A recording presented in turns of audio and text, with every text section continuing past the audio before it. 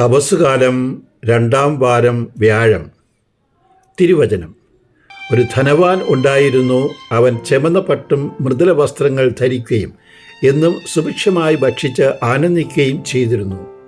അവൻ്റെ പടിവാതിൽക്കൽ ലാസർ എന്നൊരു ദരിദ്രനും കിടന്നിരുന്നു.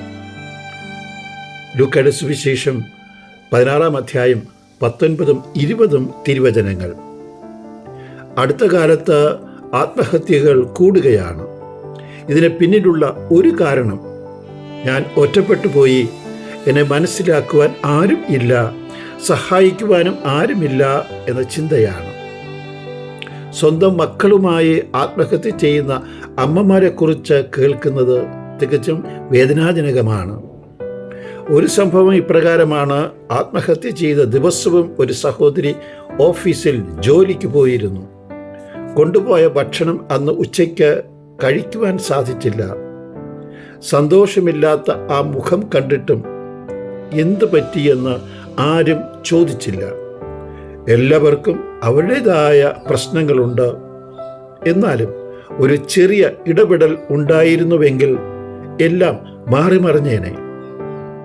ഒരു അമ്മ ആത്മഹത്യ ചെയ്യുവാൻ മകനോട് കൂടി ട്രാക്കിലൂടെ നടന്നു പോകുന്നു.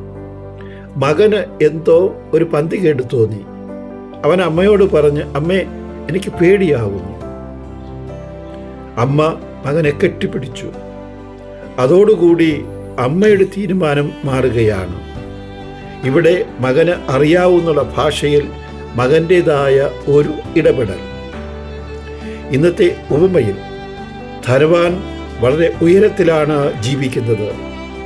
വീട്ടുപടിക്കലിലെ ലാസറിനെ നോക്കുവാൻ സാധിക്കാത്ത വിധം അദ്ദേഹം മറ്റൊരു ലോകത്താണ്.